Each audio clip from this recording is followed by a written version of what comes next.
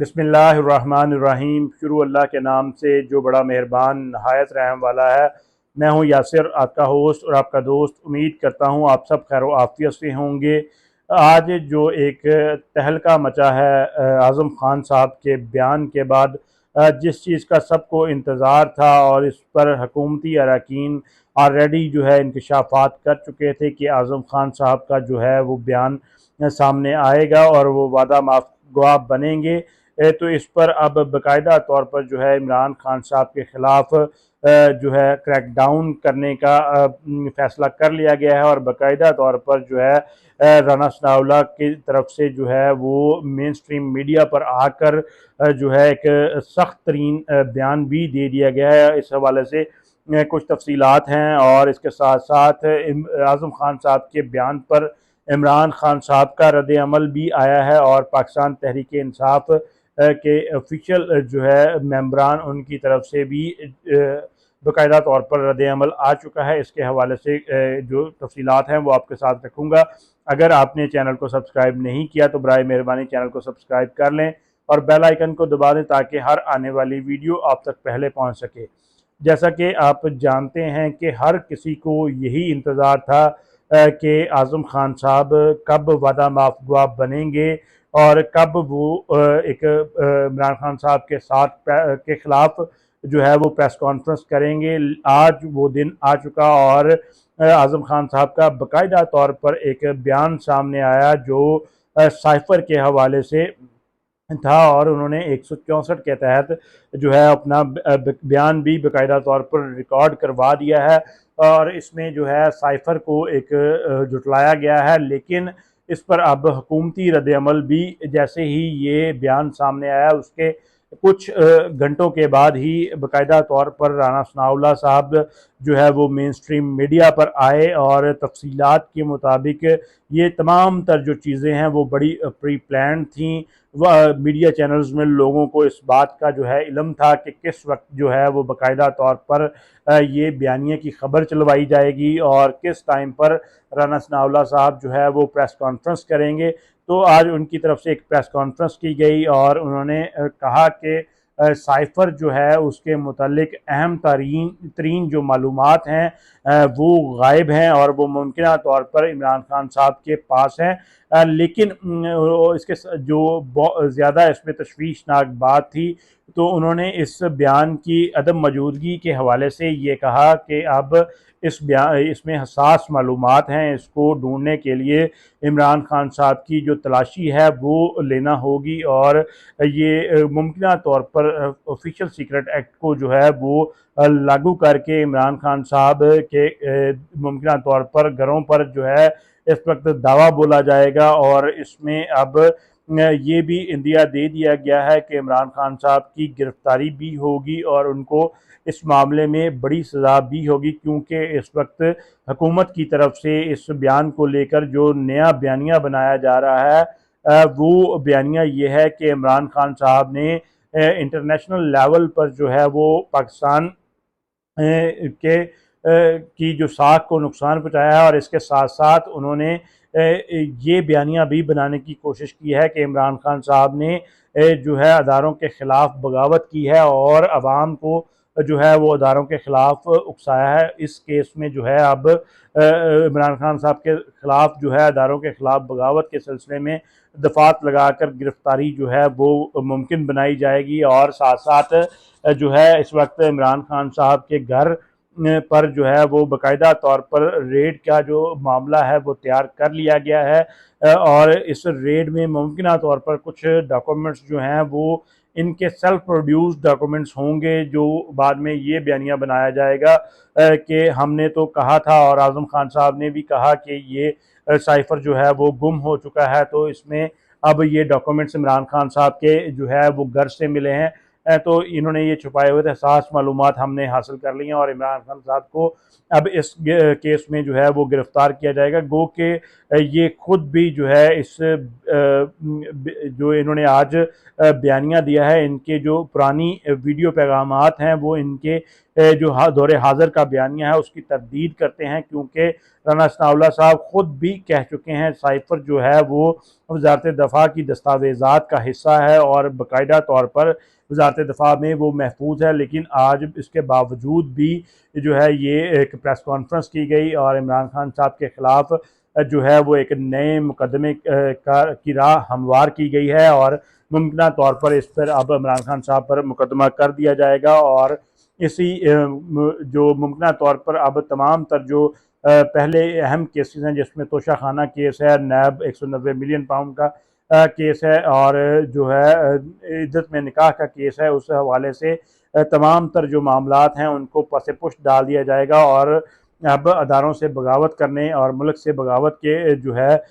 वो सिलसिले में इमरान खान साहब पर नए केसेस बनाए जाएंगे और इनको जो है वो गद्दार करार देकर जिला वतन भी किया जा सकता है और इनको जो है वो जेलों में भी डाला जा सकता है। तो ये हुकूमत की तरफ से एक बयानिया बनाया गया है, गो कि इस बयानी की कोई हकीकत नहीं है। ये बयानिया अपनी मौत आप मर चुका है। अब देखना ये होगा कि अब हुकूमत इसमें क्या करती है, क्योंकि इस वक्त ना तो हुकूमत आइन और कानून का ख्याल रख रही है, वो वही कर रहे हैं जिसमें उनको अपना फ़ायदा नज़र आता है। तो इसमें मुमकिन तौर पर अब इमरान खान साहब की गिरफ़्तारी की एक राह हमवार हो चुकी है और इसके साथ साथ पाकिस्तान तहरीक इंसाफ और इमरान खान साहब की तरफ से भी इस पर रद्द अमल आया है। इमरान खान साहब ने जो खुद रद्द अमल दिया है वो गो के बहुत ज़्यादा उन्होंने इस मामले को डिस्कस नहीं किया। उन्होंने सिर्फ इतना ही कहा कि आज़म खान एक ईमानदार आदमी है, वो क्रेडिबल आदमी है, वो जब तक सामने आकर ये बात नहीं कह देता और इस बात की जो है वो इन्वेस्टिगेशन नहीं हो जाती कि किस हालात में जो है वो आज़म खान से बयान दिलवाया गया है, तब तक मैं इस मामले पर कोई भी जो है वो बयान नहीं दूंगा। और इस बात के बाद उन्होंने खामोशी साधी और मज़ीद कोई भी जो है वो कमेंट पास नहीं किया। लेकिन पाकिस्तान तहरीक इंसाफ की ऑफिशियल टीम की तरफ से इस पर बाकायदा तफसीली जवाब दिया गया है और टीम ने जो है वो इस पर जो है वो टेक्निकल और कानूनी सवालात जो हैं वो उठाए हैं और उन्होंने कहा है कि अगर आज़म खान के इस बयान में कहा गया है कि साइफ़र इमरान खान साहब ने घुमा दिया था, तो फिर जो है राना सनाउल्लाह साहब की जो वीडियो है जिसमें उन्होंने कहा कि साइफ़र वज़ारत दिफ़ा की दस्तावेज़ात का हिस्सा है और वज़ारत दिफ़ा के पास महफूज है, गुम नहीं हुआ, तो फिर इसमें जो है वो साइफ़र इमरान खान साहब से कैसे गुम हो गया। और इसके बाद जो है इमरान आज़म खान साहब की तरफ से ये कहा गया कि साइफ़र आया ही नहीं, ये एक बयानिया बनाया गया था सियासी पॉइंट स्कोरिंग के लिए। तो फिर इस पर भी जो है वो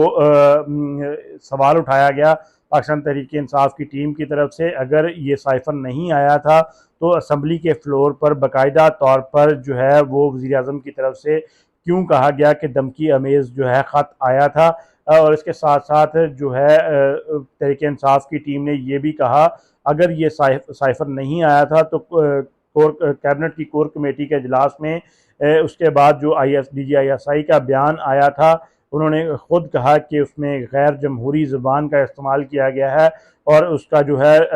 जमहूरी तरीके से बाकायदा तौर पर अमेरिका को जवाब दिया गया है। तो इस पर भी उन्होंने सवाल उठाया कि फिर ये अगर साइफ़र ही गुम हो गया था और ये एक साजिश थी तो ये मामलात क्यों हुए थे। और इसके साथ जो कानूनी सवाल उठाया, उन्होंने कहा कि ये सवाल पैदा होता है कि आज से 30 रोज़ कबल जो है वो आज़म खान साहब गायब हुए, अब अचानक से उनका एक बयान सामने आ गया। ये सवाल खड़ा होता है कि वो कहाँ पर थे, किसकी कस्टडी में थे, उनके अगवा का जो पर्चा है वो बाकायदा तौर पर दर्ज है। इस तरह हुकूमत के ऊपर जो है वो अगवा की FIR बनती है। और इसके साथ साथ उन्होंने ये भी कहा कि इसकी जो है ऐसे बयान की क्या कानूनी हैसियत है, जो शख्स एक अगवा हुआ हो और अचानक से उसका मजिस्ट्रेट के सामने 164 का बयान जो है वो रिकॉर्ड करवा दिया जाए, इसमें क्या हकीकत है कि उनसे किस तरह ये बयान दिलवाया गया और क्या मामला हैं। तहरीक इंसाफ की तरफ से